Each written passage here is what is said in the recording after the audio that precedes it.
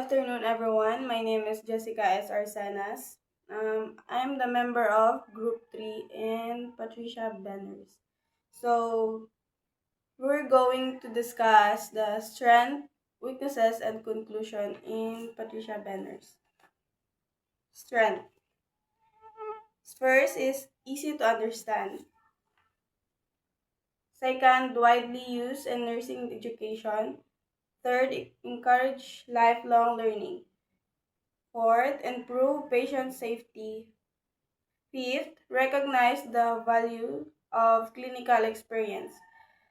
Fifth, help develop clinical judgment. So, first is easy to understand. Madali mo lang siya intindihin. Tapos, kumbaga, naka-step by step siya para mas lalong mong maintindihan kung ano talaga yung tinatawag na nursing. Tapos, alam natin kung papaano tayo magiging successful mula student hanggang ah magiging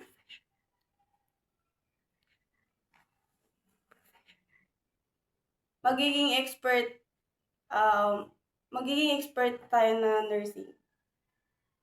Second, widely used in nursing education.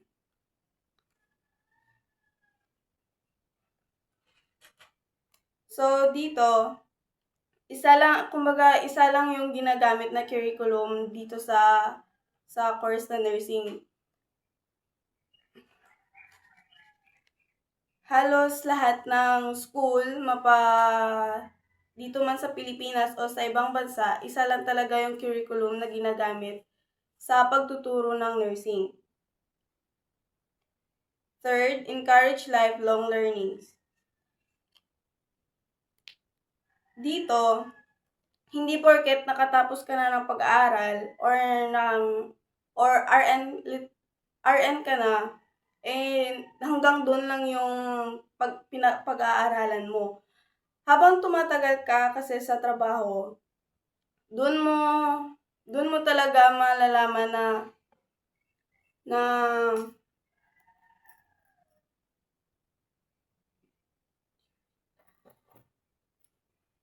habang tumatagal tayo sa trabaho, doon natin malalaman na mas magiging magaling pa tayo at dadami pa yung ating kaalaman. Tapos,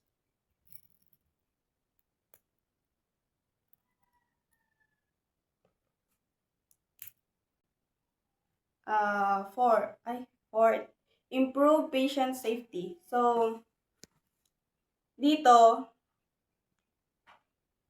hindi ka dapat makontento sa kung ano lang yung alam mo. Dapat, kumbaga, pag kung ganito lang yung kaya mo ngayon, dapat sa susunod na araw, mas higitan mo pa yung kaalaman mo sa ngayon or bukas. Fifth, recognize the value of clinical experience. So,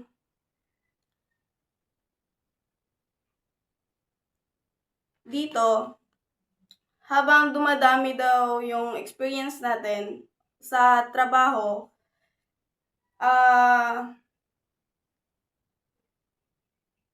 mas magiging maingat na tayo sa paghawak ng patient natin. Hindi ka na basta-basta magkakamali dahil alam mo na yung mga ginagawa mo. Then lastly, help develop clinical judgment. So,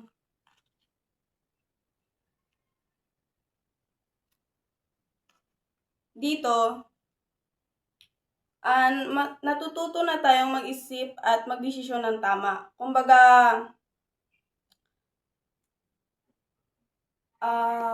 okay lang naman mataranta dahil baguhan ka. Pero habang tumatagal ka sa trabaho mo, marami ka nang mai-experience hindi ka na hindi ka na malilito sa kung anong gagawin mo dun sa pasyente mo. Kumbaga, alam mo na yung gagawin para matulungan yung isang pasyente. Then, sa weaknesses naman, first, progression is not always linear. Second, year of experience do not always equal expertise. Third, those not consider individual learning differences. Fourth, difficult to measure exact when a nurse move from one stage to another. And last, limited guidance to evaluating competency objective. So, first, progression is not always linear. Ibig sabihin,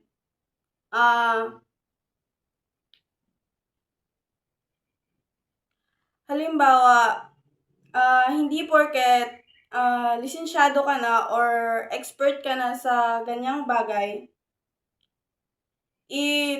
aangat ka lang ng aangat or mag-improve ka lang ng mag-improve. Sa halimbawa, nilipat ka ng ibang department or ospital.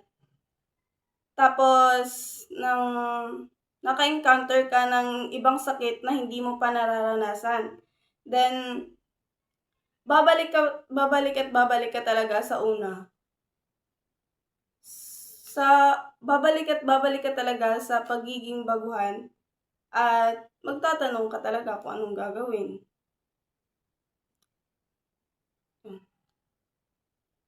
Second, year of experience do not always equal expertise.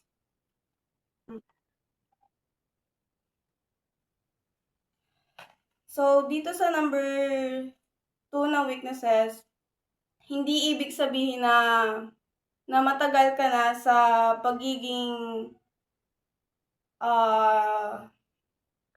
professional na nursing, alam mo na yung lahat-lahat. Meron ka pa talagang hindi alam kahit matagal ka na doon sa trabaho mo. Nakadepende pa rin yun sa'yo kung paano mo yun matutunan. Or,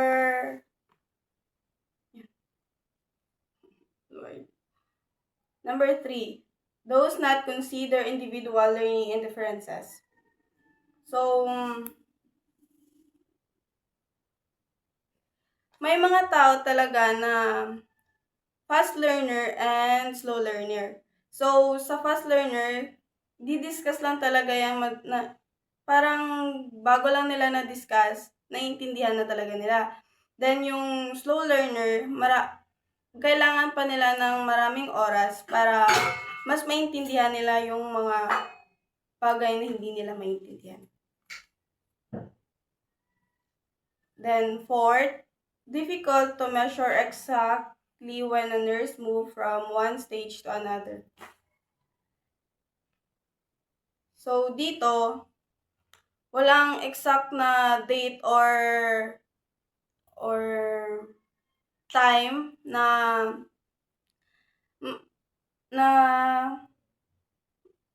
sabihin sa isang tao na ganyan na sila ka-expert. Like, halimbawa ngayon, tapos,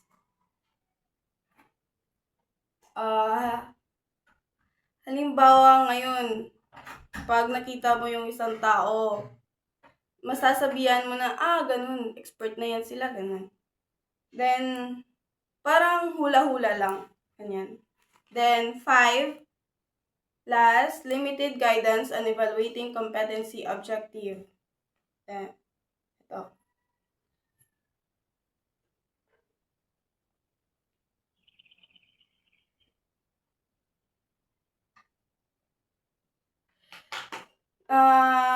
Hindi natin masasabi na ganyan na talaga sila kagaling kasi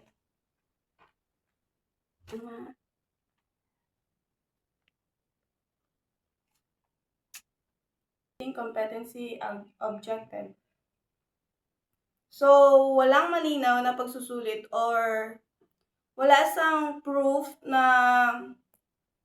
makakapagpatunay na ganyan ka na kagaling.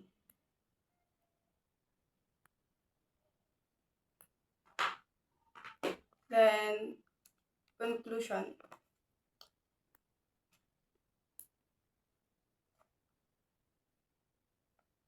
Conclusion. Patricia Banner's stages on nursing expertise emphasize that becoming an expert nurse is a gradual process built through education, clinical experience, and reflection. Her theory reminds us that every expert was once a beginner and that continuous learning is essential in providing safe, compassionate, and high quality patient care.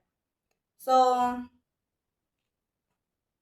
dito, sa theory ni Patricia Banners ay nagtuturo sa atin kung paano tayo maging mahusay or maging mabuting isang ganap na nurse para makatulong sa mga patient. Maraming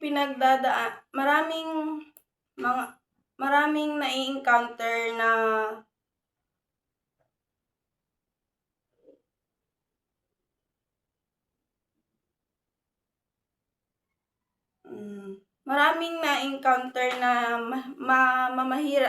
na mahirap ang mga nurse bago sila maging ganap na mahusay. Kumbaga, hindi lahat ay nagsisimula sa baguhan para